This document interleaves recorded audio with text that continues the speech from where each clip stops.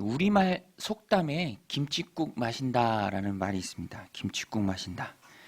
이 나오는 음식의 메인이 떡인데 떡을 먹다 보면 목이 메이죠. 그때 김칫국, 이 동치미 국물을 마신다. 근데 애초에 떡을 먹지도 못할 때인데 미리 앞서 나간다. 기대감만 부풀어서 다음 단계로 나간다라는 것을 지적하는 말이죠. 오늘 본문에도 이런 속담이 딱 들어맞는 사람들, 또 그들의 행동이 나옵니다. 그들이 누구죠? 제자들입니다. 제자들은 지금까지 줄곧 예수님을 정치적인 왕으로 이해했습니다. 정치적 메시아. 예루살렘 그곳에 새로 신정국가를 세우실 분, 다윗의 영광을 재현할 분. 그런데 지금 마지막 그 길을 가고 있는 거예요. 예루살렘에 거의 다가왔습니다. 그러니까 제자들은 기대감에 한껏 부풀어 있는 것입니다. 이제 하나님의 나라가, 예수님이 세우실 그 나라가, 로마 정부를 뒤엎고 새롭게 예루살렘에 들어설 그 나라가 이제 금방 이루어질 것이다. 비유하자면 제자들은 중책을 맡은 어떤 이제 왕이 될 그런 사람의 참모다라고 스스로 생각했던 것 같습니다. 그런데 예수님은 제자들 생각과 같은 이 땅에서 어떤 나라를 세우는 그런 정치적인 메시아가 아닙니다. 그리고 하나님의 나라는 이 땅의 어떤 지역에 세워지는 게 아니죠. 예수님은 죄와 사망에서 사람들을 구원하기 위해서 오신 메시아입니다.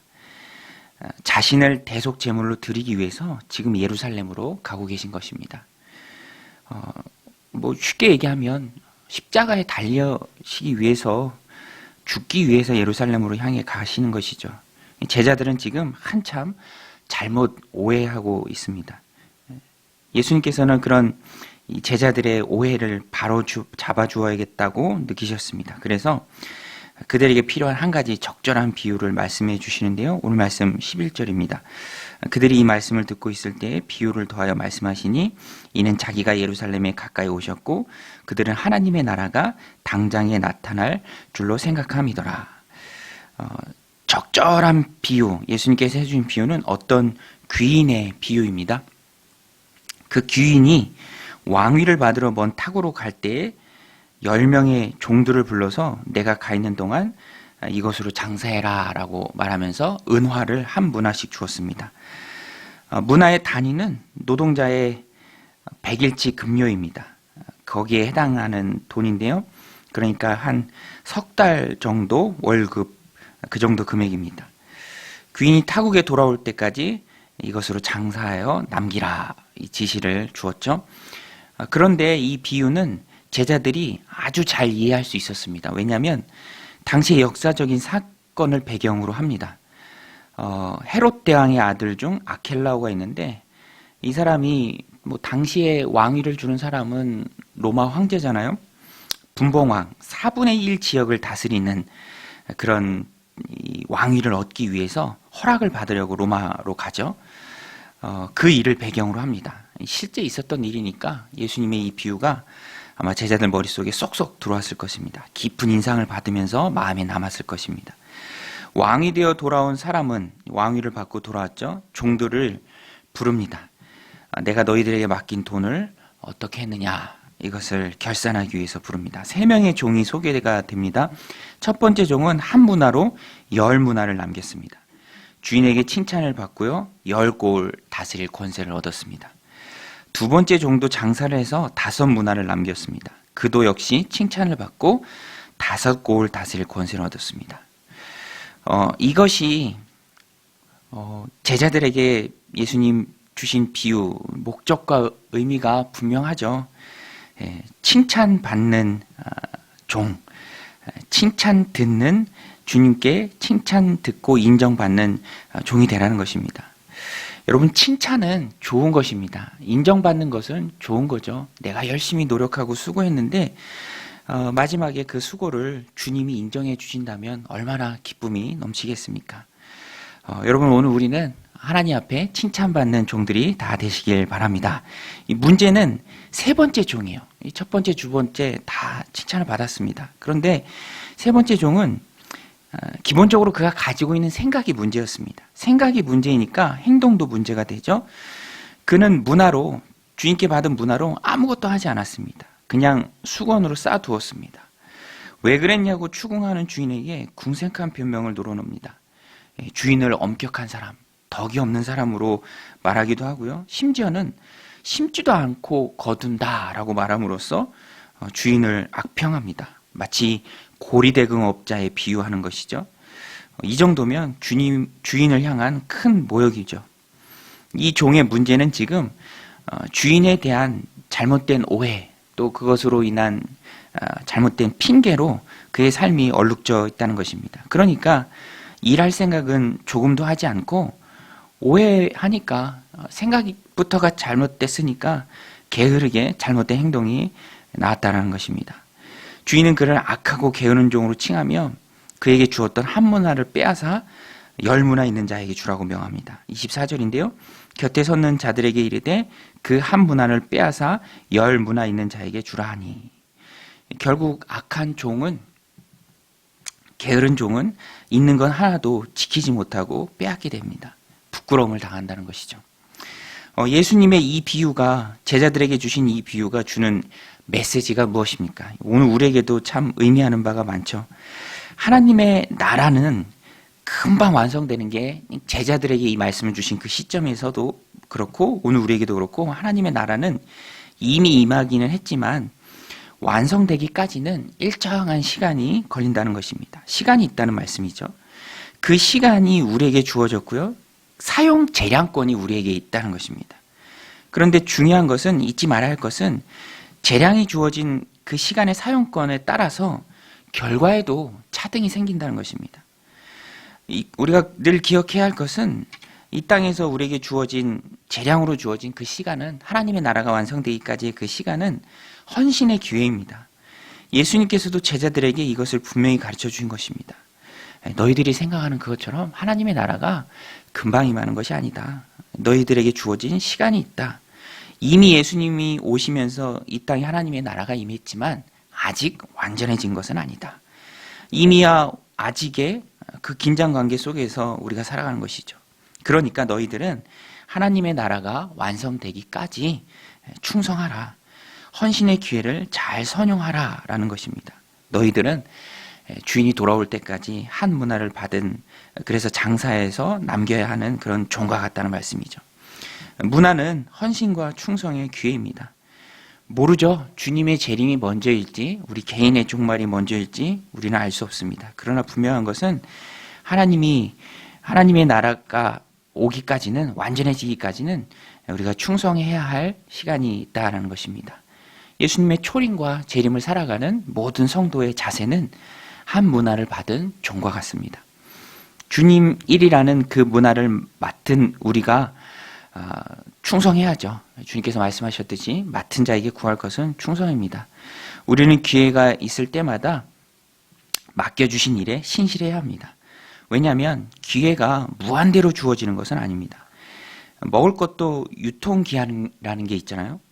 헌신의 기회는 주님 앞에 설 때까지입니다.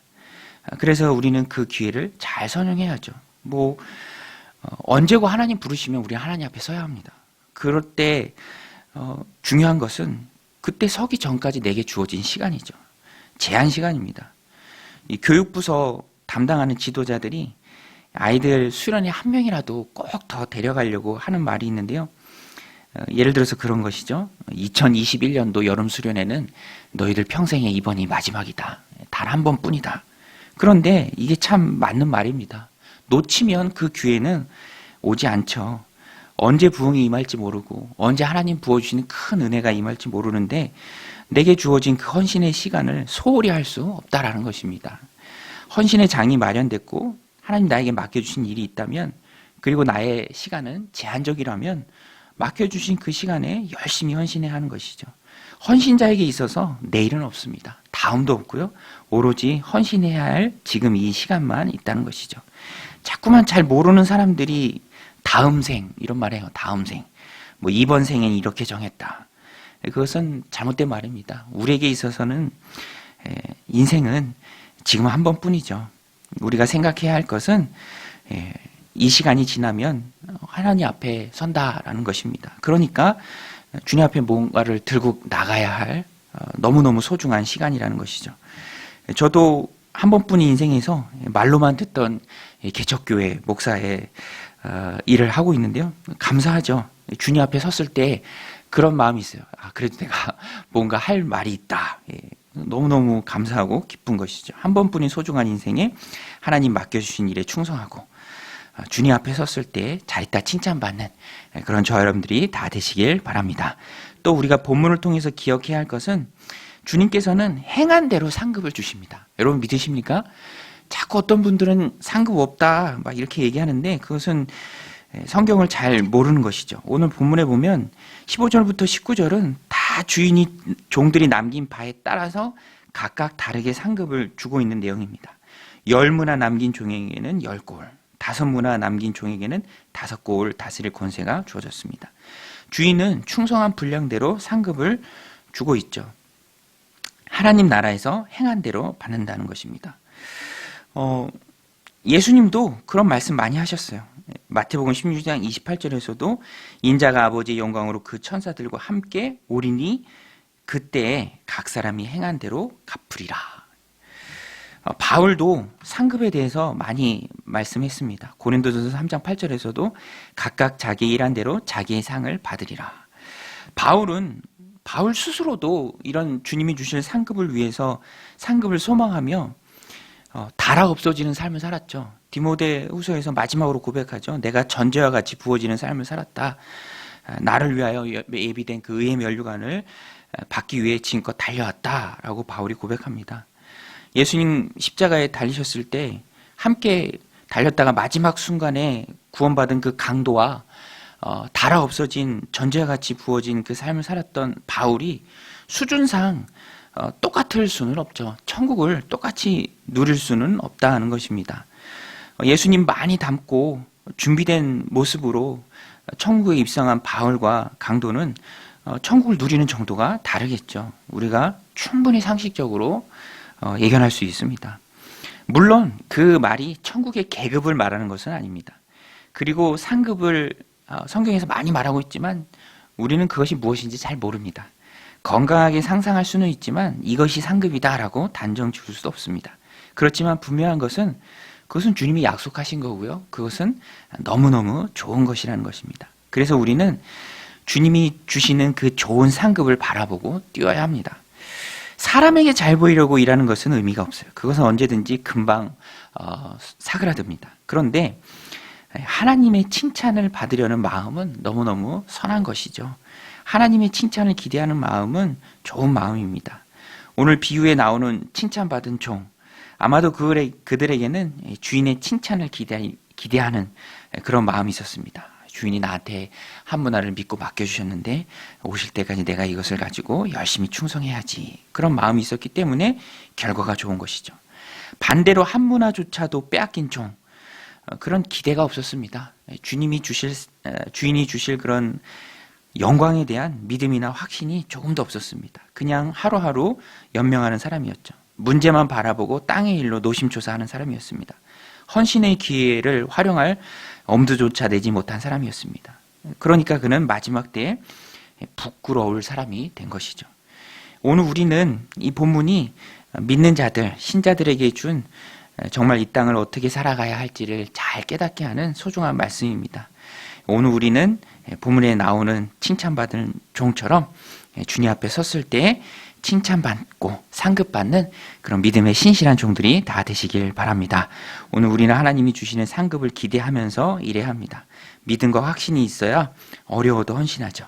힘들어도 예배하고 기도합니다. 낙심될 때에도 주님 주신 마음으로 영혼들을 품을 수 있다는 것입니다. 왜냐하면 초점이 마지막 때에 주님이 주실 상급에 가 있기 때문에.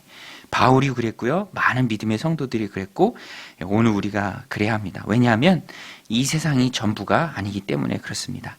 성도된 우리에게 있어서 목표는 하나님 나라이고요. 하나님이 내게 주실 귀한 상급입니다.